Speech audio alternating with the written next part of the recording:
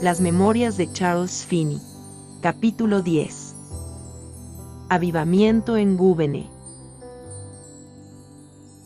De acuerdo con mi solicitud, el hermano Nash regresó al día siguiente y señaló una reunión conmigo y con la iglesia en el día que había indicado. Si no me equivoco, tuve que cabalgar 13 millas, es decir casi 21 kilómetros, para llegar a la reunión. Llovió fuertemente en la mañana, pero la lluvia disminuyó a tiempo para permitirme cabalgar a Antwerp. Mientras almorzaba en el pueblo la lluvia volvió y persistió con fuerza hasta bien entrada la tarde. En la mañana y en la tarde previas a la reunión todo parecía indicar que no sería capaz de llegar a la cita a tiempo. Sin embargo, se apaciguó la lluvia nuevamente y me permitió cabalgar velozmente hasta Gúbene. Allí me encontré con que la gente, al ver tremenda lluvia, había renunciado a las expectativas de que llegara ese día. Antes de llegar a la villa me encontré con el señor Smith, uno de los principales miembros de la iglesia que regresaba de la casa de reunión a su hogar. Casualmente acababa de pasar por su domicilio a caballo. El señor Smith detuvo su carruaje y me dijo: ¿Es usted el señor Finney? Cuando respondí afirmativamente, dijo: Por favor, regrese a mi casa.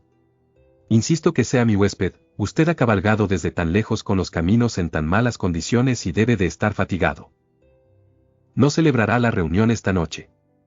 Le respondí que me era necesario cumplir con mi compromiso y le pregunté si se había dado por suspendida la reunión con la iglesia. Me dijo que hasta el momento de su partida no se había suspendido y que creía que me sería posible llegar a la villa antes de que despidieran a la gente.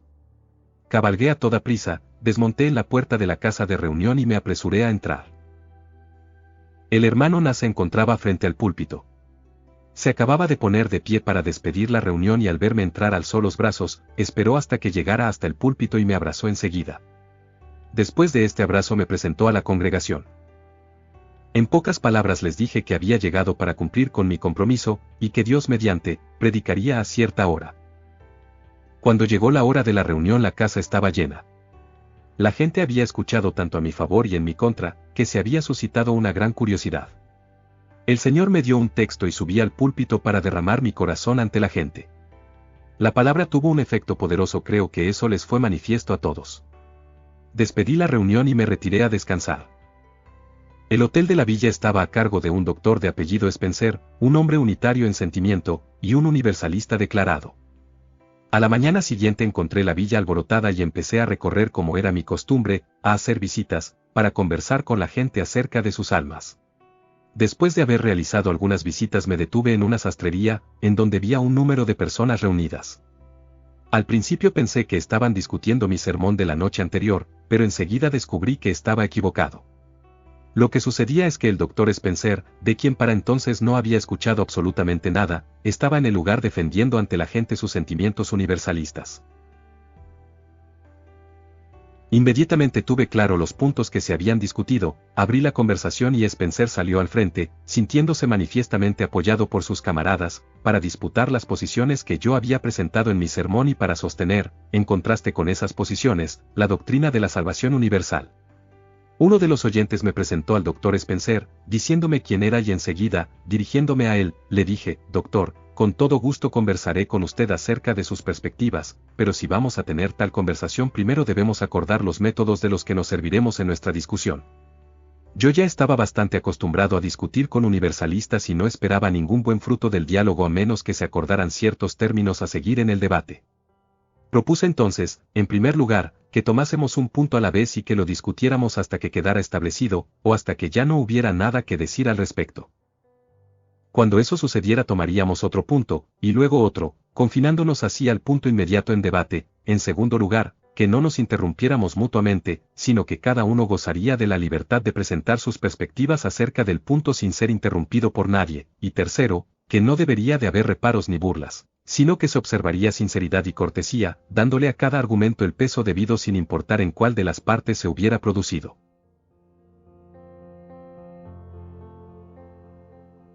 Yo no ignoraba que todos los presentes eran de un mismo sentir, y también era evidente que estaban aliados y que se habían reunido en esa mañana buscando apoyarse los unos a los otros en cuanto a sus perspectivas.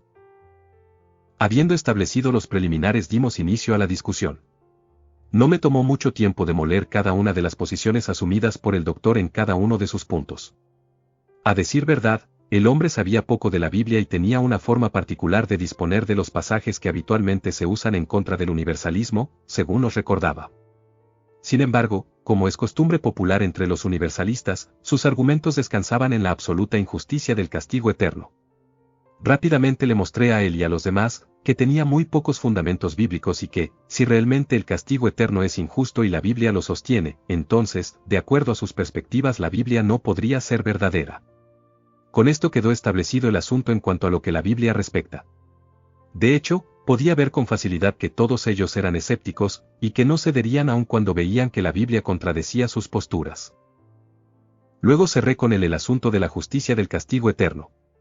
Noté que sus amigos empezaron a inquietarse, y que sentían que los fundamentos sobre los que se sostenían empezaban a tambalearse. Pronto uno de ellos se retiró del lugar, y a medida que yo procedía otro más salió, hasta que finalmente todos dejaron a Spencer abandonado, viendo, como sin duda lo habían hecho uno tras otro, que el hombre estaba indudablemente equivocado. El doctor Spencer había sido su líder, y Dios me había dado la oportunidad de usarlo para sus propósitos frente a sus propios seguidores. Cuando el doctor no tenía ya más que decir, le presenté enseguida la urgencia de poner atención a su salvación. Esto lo hice con calidez y amabilidad y luego de desearle buenos días, me retiré. Tenía la seguridad de que pronto escucharía acerca de nuestra conversación. La esposa del doctor era una mujer cristiana, miembro de la iglesia. Ella me contó un día o dos después de lo sucedido que el doctor había llegado a casa después de nuestra conversación bastante agitado. Ella no sabía de dónde venía. Él había entrado a la habitación, se había sentado, pero no podía permanecer quieto, así que se ponía de pie, caminaba y se sentaba, alternadamente. La mujer veía en su rostro que algo le atribulaba grandemente y le preguntó, «Doctor, ¿qué sucede?» «Nada», respondió él. La agitación del hombre aumentaba, así que volvió a preguntarle, «Doctor, dígame enseguida qué sucede». La mujer desconfiaba de su respuesta y tenía el presentimiento de que se había encontrado conmigo, y le dijo, «Doctor, ¿ha visto usted al señor Finney esta mañana?» Esto lo confrontó y enseguida estalló en llanto diciendo, «Sí, y ha vuelto todas mis armas contra mi propia cabeza». Su angustia era intensa, y cuando se le abrió esa puerta de oportunidad para expresarse, rindió sus convicciones y pronto manifestó esperanza en Cristo. En unos cuantos días sus compañeros, aquellos que habían abrazado sus perspectivas, empezaron a llegar a los pies del Señor uno tras otro, hasta que, según me parece, el avivamiento arrasó con todos ellos.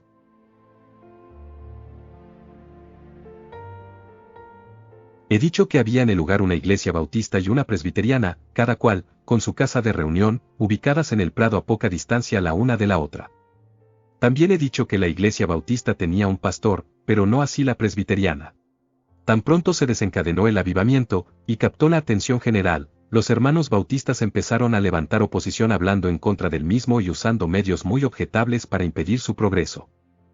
Sus propios hijos acudían a nuestras reuniones y muchos fueron convertidos, sin embargo, llevaron su oposición a tales dimensiones que supe que iban a nuestros encuentros, y mientras nos encontrábamos arrodillados, en oración, se llevaban a sus muchachos haciéndoles levantar de sus rodillas y les prohibían regresar. Esta conducta animó a un grupo de jóvenes a unir fuerzas en oposición a la obra. La iglesia bautista era muy influyente y su postura envalentonó a la oposición y, de hecho, como era de esperarse, parecía darle una fuerza y un mal sabor muy particular. Aquellos jóvenes que se juntaron en oposición, un buen grupo en número, parecían haberse levantado como un baluarte en el camino del progreso de la obra y estaban respaldados manifiestamente por la iglesia bautista, y por sus padres, quienes pertenecían a la iglesia.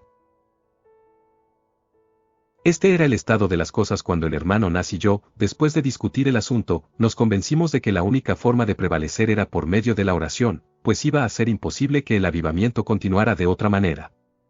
Así que nos retiramos a una arboleda y nos entregamos a la oración hasta que prevalecimos y sentimos la confianza de que no había poder en la tierra o en infierno que pudiera interponerse para detener de forma permanente la obra de avivamiento. En el siguiente sábado, después de que hube predicado en la mañana y en la tarde, pues yo estaba a cargo de la predicación, mientras el hermano Nas se entregaba por completo a la oración, nos reunimos en la iglesia a las 5 en punto para una reunión de oración. La casa de reunión estaba llena. Casi al cierre del encuentro el hermano Nas se puso de pie y se dirigió al grupo de jóvenes que se habían levantado en oposición para resistir el avivamiento. Me parece que todos ellos se encontraban presentes, sentados juntos, en resistencia al Espíritu de Dios. Lo que sucedía era demasiado solemne como para que pudieran hacer burla de lo que escuchaban y veían, pero aún así su terquedad y la rigidez de sus rostros les era evidente a todos. El hermano Nas se dirigió a ellos muy cálidamente, pero le señaló la culpa y el peligro tan grande del curso que estaban tomando. Para el final de sus palabras su discurso se hizo más ferviente y les dijo: Ahora, escúchenme bien, jóvenes, Dios romperá sus filas en menos de una semana, ya sea al convertirlos o al enviar a algunos de ustedes al infierno. Y esto es tan cierto como que el Señor es mi Dios. Cuando dijo esto estaba de pie frente a una banca y dejó caer la mano sobre ella, como para que les quedara claro. Luego se sentó enseguida, agachó la cabeza y gimió con dolor. La casa de reunión estaba tan quieta que parecía que estuviese llena de muertos. La mayoría de la gente tenía la cabeza baja. Pude ver que los jóvenes se veían intranquilos. En lo personal me parecía que el hermano Nas había ido demasiado lejos, había comprometido su palabra diciendo que Dios les quitaría la vida a algunos de ellos y le enviaría al infierno, o convertiría a algunos en el plazo de una semana. Temía que en medio de su emoción el hermano Nas hubiese ido muy lejos y que si lo dicho no llegaba a cumplirse los jóvenes solo serían alentados a continuar con más fuerza su oposición. Como sea, me parece que fue un martes en la mañana de esa misma semana, que el líder de este grupo de jóvenes vino a mí en medio de la más terrible de las angustias mentales. Estaba totalmente listo para rendirse, y tan pronto le presioné un poco se quebrantó como un niño, confesó y se entregó manifiestamente a Cristo. Luego me preguntó: ¿qué hago ahora, señor Finney? Le dije: ve inmediatamente a todos tus jóvenes compañeros y ora con ellos, y exhórtales a que enseguida se vuelvan al Señor. Esto hizo y antes de que la semana acabara casi todos, sino todos aquellos jóvenes, alcanzaron esperanza en Cristo.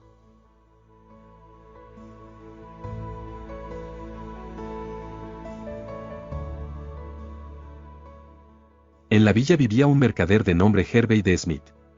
Este era un hombre muy amigable y un caballero, sin embargo, deísta. Su esposa era hija de un ministro presbiteriano. Esta mujer era su segunda esposa. Su primera esposa también había sido hija de un ministro de la vieja escuela presbiteriana. Entonces, este hombre había casado en dos familias ministeriales y sus suegros había procurado con grandes esfuerzos asegurar su conversión a Cristo. El señor Smith era un gran lector y una persona muy reflexiva. Sus suegros, ambos presbiterianos de la vieja escuela, le habían hecho leer el tipo de libros que enseñaban sus particulares perspectivas y estos le habían sido de gran tropezadero. Mientras más leía, más se convencía de que la Biblia era una fábula.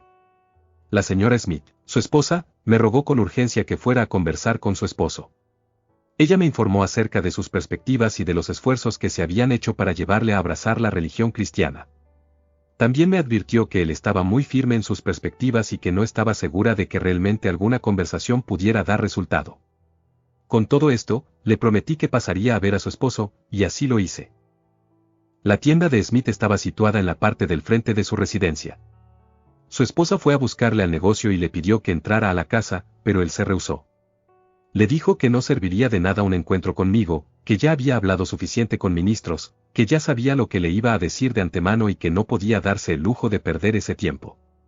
Además, discutir esos asuntos era algo que en sus sentimientos encontraba repulsivo.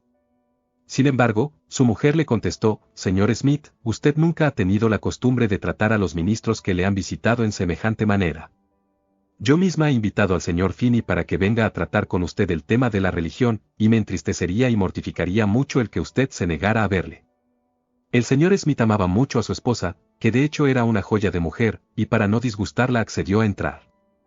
La señora me lo presentó y dejó la habitación y le dije al hombre: señor Smith, de ninguna manera he venido para contender con usted, pero si estás dispuesto a conversar es posible que pueda sugerirle alguna cosa que le ayudará a resolver algunas de sus dificultades con la religión cristiana, dificultades que tal vez yo mismo pude haber sentido. Al haberme dirigido a él con suma cordialidad, inmediatamente pareció sentirse cómodo conmigo. Se sentó junto a mí y me dijo: bien, señor Finney, no hay necesidad de que sostengamos una larga conversación en este respecto. Ambos estamos muy bien familiarizados con los argumentos en contra y a favor, así que puedo exponerle en breves minutos las objeciones que encuentro en la religión cristiana, y que me resultan imposibles de superar. Creo que sé de antemano cómo va usted a responder, y que estas respuestas no lograrán satisfacerme. Mas si usted desea, haré la exposición. Le rogué que lo hiciera, y lo hizo más o menos en estas palabras, según puedo recordar. Me dijo: ambos estamos de acuerdo en la existencia de Dios, ¿cierto? Sí, le respondí. ¿Y estamos de acuerdo en que Dios debe ser infinito en sabiduría, bondad y poder? Sí, dije nuevamente. Y estamos de acuerdo de que al crearnos nos dio allí mismo ciertas convicciones irresistibles acerca del bien y del mal, de la justicia y de la injusticia, ¿cierto? Así es, afirmé. Muy bien, continuó Smith. Entonces estamos de acuerdo en que cualquier cosa que contraría a nuestras convicciones irresistibles acerca de la justicia no pueden provenir de Dios, y que aquello que no está de acuerdo a nuestras convicciones irresistibles no puede ser ni bueno ni sabio, ¿cierto? Respondí nuevamente. Sí. Muy bien, dijo él, la Biblia nos enseña que Dios nos creó con una naturaleza pecaminosa, o que venimos al mundo totalmente llenos de pecado e incapaces de hacer bien alguno, y que esto está de acuerdo con ciertas leyes preestablecidas por Dios. Que a pesar de que tenemos esta naturaleza pecaminosa, que es incapaz de hacer nada bueno, Dios nos ordena obedecerle y hacer el bien, cuando eso para nosotros es supremamente imposible, y que esto Dios lo ordena bajo amenaza de un castigo eterno. Le respondí, señor Smith. Si tiene usted una Biblia, podría buscar el pasaje que enseña lo que usted acaba de decir. A esto respondió, ¿por qué? No hay para hacer tal cosa. Usted admite que es una enseñanza bíblica. No, no lo admito ni creo en cosa semejante, respondí. Smith continuó, pero la Biblia enseña que Dios le imputó el pecado de Adán a toda su descendencia. O sea, que nosotros heredamos la culpa de su pecado por causa de nuestra naturaleza, y que estamos expuestos a maldición eterna por culpa del pecado de Adán. No me importa quién lo dijo, o qué libro enseña semejante cosa, solo sé que semejante enseñanza no puede provenir de Dios. Esto está en contradicción directa con mis convicciones irresistibles acerca del bien y la justicia. Así es, respondí, y también está en directa contradicción con las mías. Le dije y añadí, por favor, dígame dónde se enseña eso en la Biblia. El señor Smith empezó a citar el catecismo, como lo había hecho antes. Entonces le dije, eso es catecismo, no Biblia. Él respondió, pero, ¿no es usted un ministro presbiteriano? Yo creía que el catecismo sería para usted suficiente autoridad. Le respondí que no, y que, ahora estamos hablando de la Biblia, estamos discutiendo si la Biblia es cierta o no. ¿Puede usted decir que esa es una doctrina de la Biblia? A esto él respondió que, si yo afirmaba que tal cosa no era una enseñanza bíblica, estaba asumiendo una postura que nunca había visto en un ministro presbiteriano. Luego prosiguió diciendo que la Biblia mandaba a todos los hombres a arrepentirse, pero que al mismo tiempo enseña que no tienen la capacidad de hacerlo, mandándoles a obedecer y a creer, más al mismo tiempo enseñándoles que esto era imposible. Por supuesto, nuevamente cerré su argumento preguntándole dónde se encontraban esas enseñanzas en la Biblia. Citó nuevamente el catecismo, pero no le recibí tales citas como un argumento.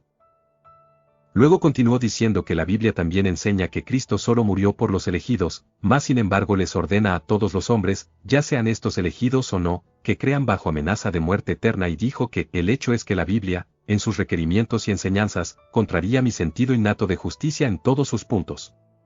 No puedo y no la aceptaré. Entonces le dije: Señor Smith, aquí tenemos un error. Lo que usted ha dicho no son enseñanzas de la Biblia. Bien entonces, señor Finney, dijo él, entonces dígame usted en qué cree. Esto lo dijo con un alto grado de impaciencia.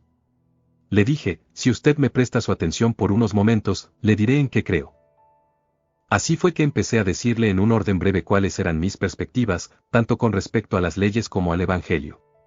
El señor Smith era un hombre lo suficientemente inteligente como para comprenderme con facilidad y rapidez. Creo que en el transcurso de una hora abarqué todo el terreno de sus objeciones. Entonces se mostró intensamente interesado y pude notar que los puntos de vista que le estaba mostrando eran para él algo nuevo.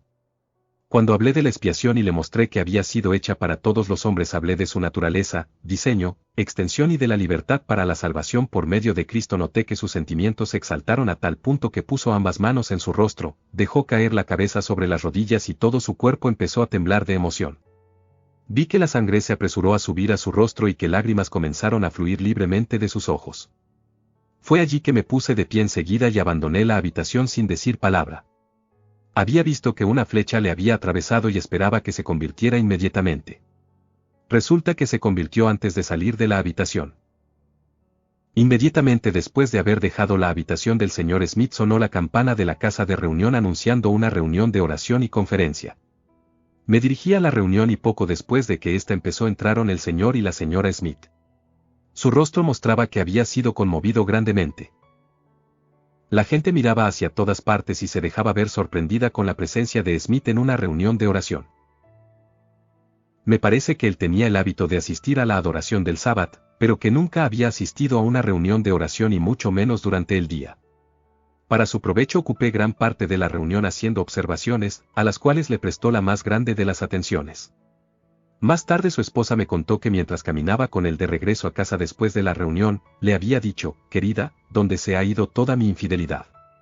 No puedo recordarla. Ya no puedo pensar en ella y atribuirle sentido. Es como si ahora pudiera ver que era un completo absurdo. No puedo imaginar siquiera cómo llegué a tener tales perspectivas o a tenerle a mis argumentos el respeto que les tenía. Continuó diciendo, es como si se me hubiera invitado a juzgar alguna pieza espléndida de arquitectura, algún templo magnífico, y que apenas vi una de sus esquinas sentí disgusto, y me alejé rehusándome a inspeccionar más allá. Condené el todo sin considerar siquiera sus proporciones. Es así como he tratado al gobierno de Dios.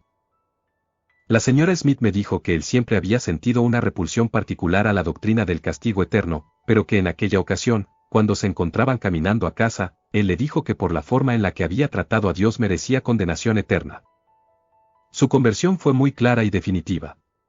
Abrazó con gusto la causa de Cristo y se enlistó de todo corazón en la promoción del avivamiento. Se unió a la iglesia, y pronto se convirtió en diácono y hasta el día de su muerte, de acuerdo a lo que se me ha dicho, fue un hombre de gran utilidad.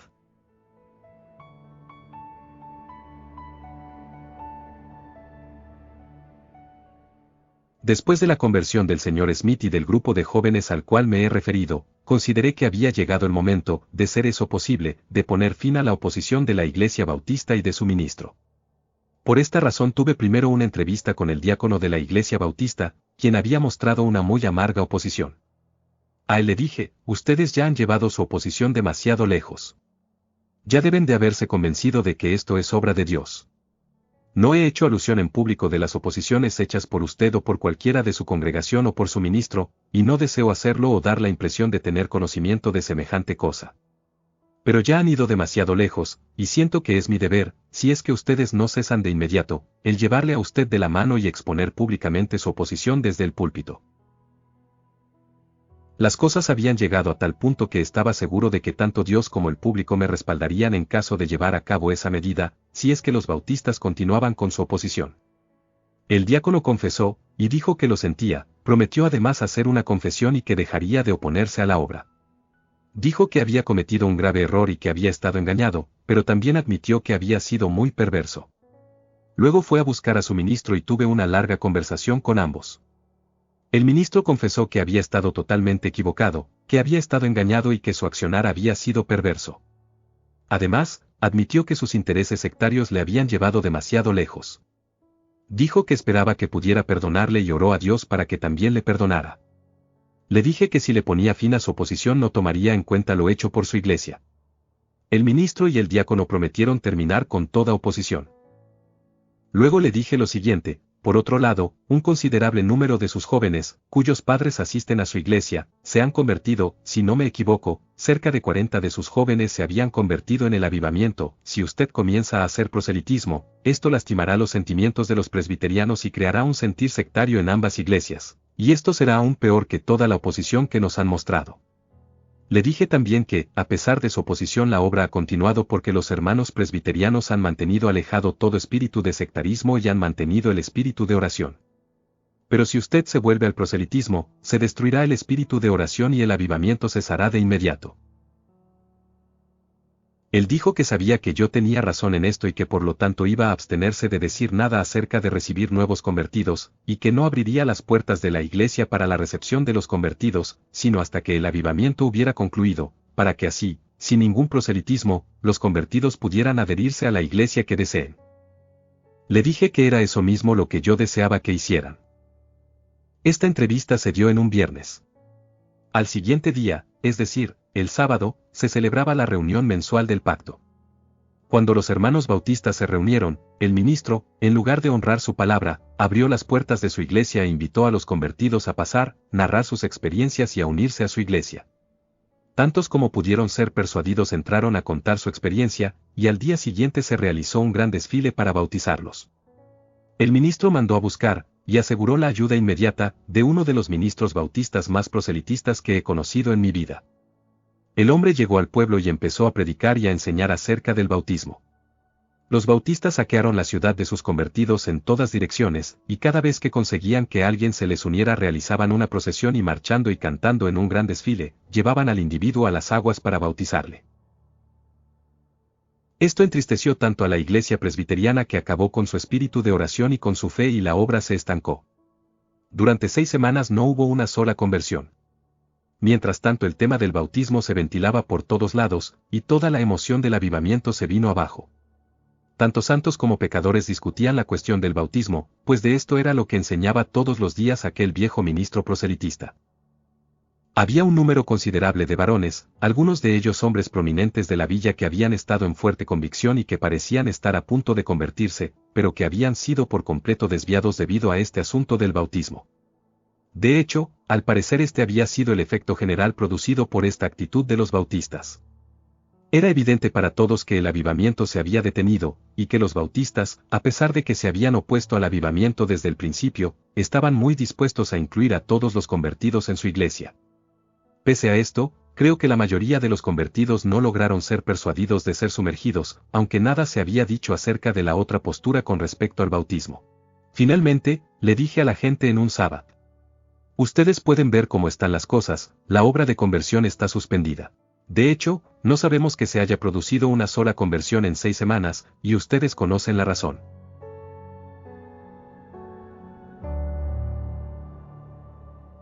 No le dije a la gente acerca de cómo el pastor bautista había quebrantado su palabra, tampoco hice alusión alguna a eso, pues sabía que no produciría ningún bien, sino que, al contrario, causaría una gran herida el que la gente supiera que el ministro era culpable al haber tomado esa medida. No deseo tomar un sábado para predicar acerca de este asunto, pero si ustedes vienen el miércoles a las 3 en punto de la tarde, y traen sus Biblias y sus lápices para marcar, les leeré todos los pasajes que en la Biblia se refieren al modo de bautismo, y les informaré las perspectivas de los hermanos bautistas con respecto a esos pasajes, también como las conozco, y además les daré mis posturas, para que así ustedes mismos puedan juzgar en donde se halla la verdad.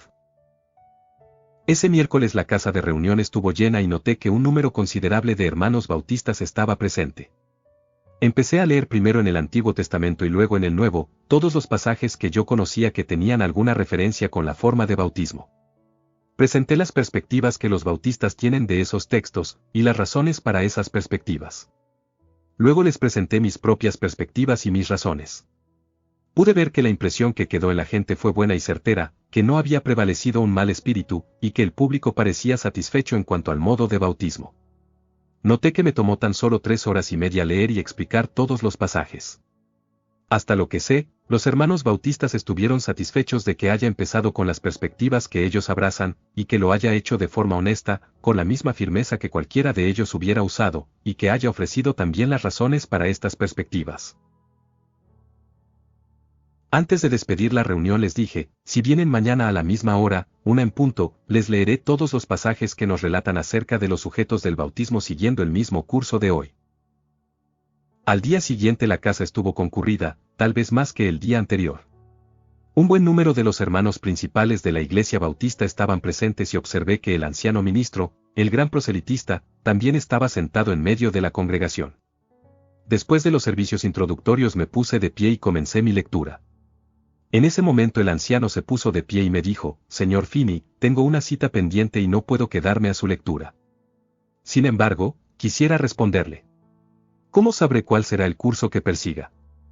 Le respondí, «Anciano, tengo conmigo un pequeño esqueleto en el cual he citado todos los pasajes que voy a leer y he anotado el orden en el cual discutiré el tema. Si usted desea, por favor tómelo, y responda de acuerdo a él».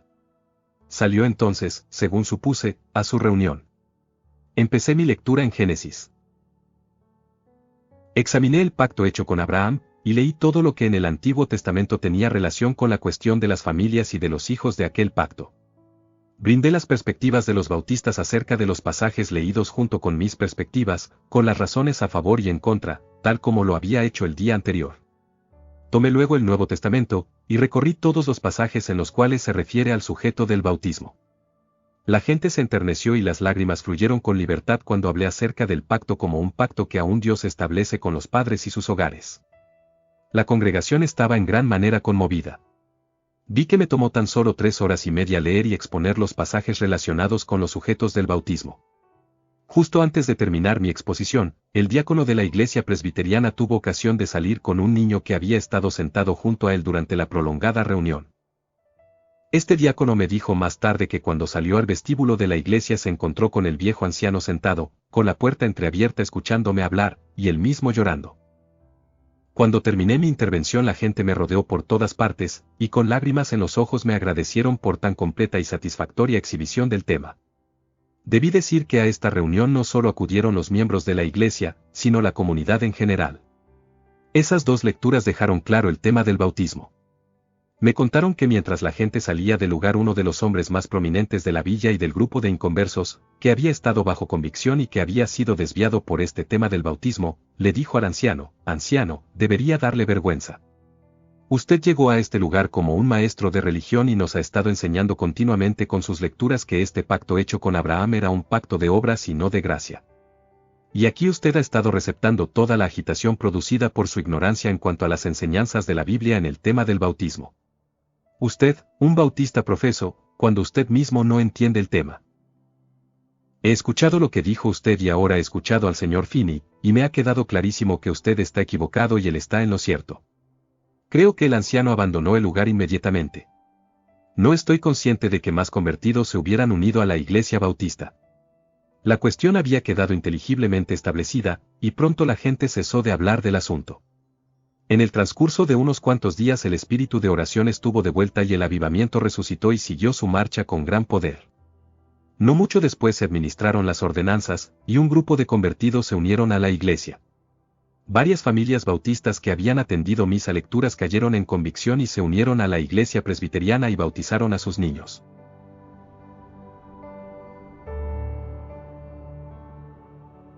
He dicho que me hospedé con el señor Benjamin Smith. Este hombre tenía una familia muy interesante. Su esposa, a quienes todos llamaban tía Lucy, no había tenido hijos. Sin embargo, de tiempo en tiempo y a través del anhelo de sus corazones, la pareja había adoptado un niño tras otro hasta que habían llegado a tener 10 hijos. Todos los niños eran de edades cercanas y para el momento en el que comenzó el avivamiento la familia se componía del señor Smith, tía Lucy, su esposa, y 10 jóvenes, mujeres y hombres en igual número. Todos se convirtieron enseguida y sus conversiones fueron muy impactantes. Eran convertidos brillantes y jóvenes muy inteligentes. Esta familia se convirtió en la más feliz y amorosa que jamás hubiera visto después de que llegaron a Cristo. Sin embargo, la tía Lucy se convirtió bajo otras circunstancias, cuando no había avivamiento, y nunca antes había visto la frescura, la fuerza y el gozo de aquellos que se habían convertido en un avivamiento poderoso. La fe, el amor, el gozo y la paz de estos convertidos tenían a la tía Lucy desconcertada. Ella empezó a pensar que realmente jamás se había convertido, y aunque se había entregado en cuerpo y alma a la promoción de la obra, justo en medio de ella cayó en desesperación, a pesar de todo lo que pudiera decírsele o hacer. Tía Lucy concluyó que nunca se había convertido, y que por supuesto, nunca llegaría a convertirse. Esta situación le trajo a la familia gran dolor y preocupación.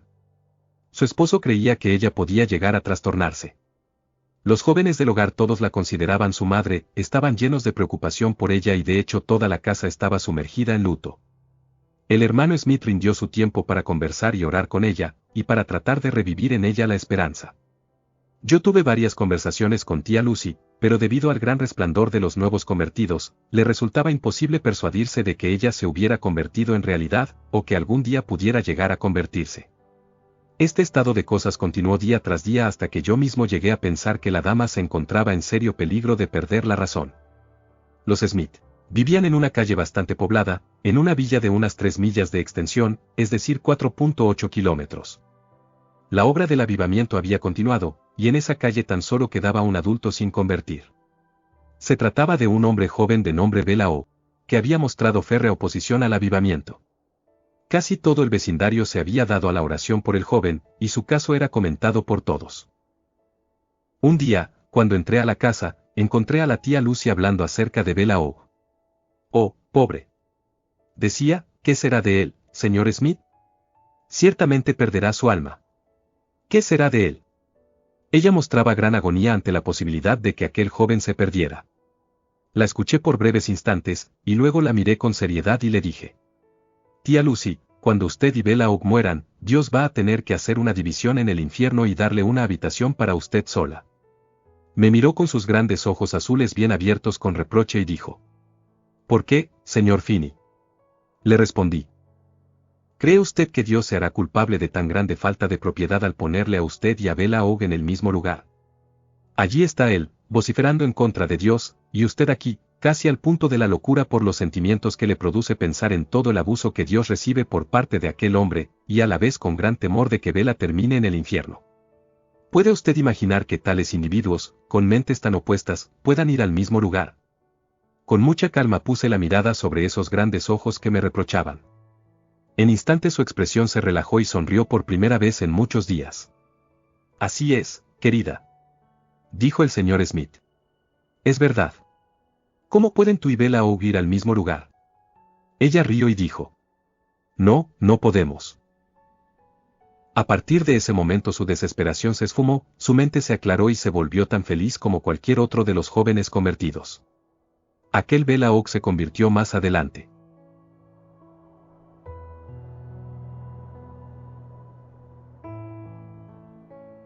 A unos 3/4 de milla de los Smith, vivía un señor de apellido Martín, un convencido universalista que por bastante tiempo se había mantenido alejado de nuestras reuniones.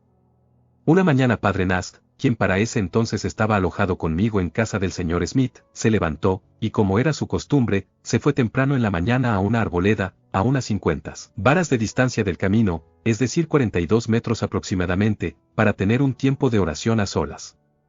Esto fue antes de la salida del sol, y como era común para padre Nas, se envolvió profundamente en su oración. Esta era una de esas mañanas tranquilas en las que es posible escuchar sonidos a gran distancia. El señor Martín también se había levantado y había salido al bosque a tempranas horas de la mañana, cuando escuchó una voz orando. Puso atención y distinguió con claridad la voz de padre Nas. Sobre esto dijo más tarde que sabía que se trataba de una oración, que no podía distinguir mucho de lo que se decía, pero que sin embargo supo de qué se trataba y quién estaba orando. Esa oración le penetró como una flecha en el corazón, pues según dijo, le produjo una sensación de realidad acerca de la religión con respecto a su persona, algo que nunca había experimentado antes. La flecha había sido certera y no encontró alivio, sino hasta que lo halló en la fe en Jesús. Desconozco el número de personas que se convirtieron en aquel avivamiento. El lugar era un pueblo grande de granjeros, establecido por gente de buena voluntad. Estoy seguro que la mayoría de ellos se convirtieron a Cristo durante ese avivamiento. Se me informó que después de mi partida los bautistas despidieron a su ministro, pues el curso que había seguido durante el avivamiento le hizo muy impopular. También renunciaron a celebrar reuniones separadas y se dirigieron a la casa de reunión de los presbiterianos como un solo cuerpo. Si mal no recuerdo, adoraron junto a los presbiterianos por 1 año o 2 antes de renovar sus reuniones separadas. No he estado en el lugar por muchos años, pero frecuentemente he escuchado acerca del pueblo y siempre he sabido que la religión se encuentra en muy buena condición, y que nunca más tuvieron nada semejante a una discusión en el tema del bautismo desde entonces. Las doctrinas predicadas para promover ese avivamiento fueron las mismas que he predicado en todas partes: la depravación moral total y voluntaria del hombre no regenerado, la necesidad de un cambio radical de corazón, por medio de la verdad y por la agencia del Espíritu Santo, la divinidad y la humanidad de nuestro Señor Jesucristo, su expiación vicaria, equivalente a la necesidad de toda la humanidad, el Espíritu Santo como don divino y su acción, el arrepentimiento, la fe, la justificación por la fe, la santificación por fe, la persistencia en la santidad como una condición para la salvación, y de hecho, todas las doctrinas distintivas del Evangelio fueron establecidas y declaradas con toda la claridad, puntualidad y poder que me fue posible de acuerdo a las circunstancias. Prevaleció un gran espíritu de oración, y después de la discusión acerca del bautismo, abundó un interesante espíritu de unidad, amor fraternal y coinonía cristiana. Nunca tuve ocasión para finalmente reprender la oposición de los hermanos bautistas en público. En mis lecturas acerca del bautismo, el Señor me capacitó para tener un espíritu capaz de evitar el inicio de cualquier controversia, y, de hecho, ningún espíritu de controversia prevaleció. Aquella discusión no produjo resultados viciosos, sino al contrario, resultados tremendamente buenos, y hasta lo que me fue posible observar, el bien fue el único producto. Fin del capítulo 10.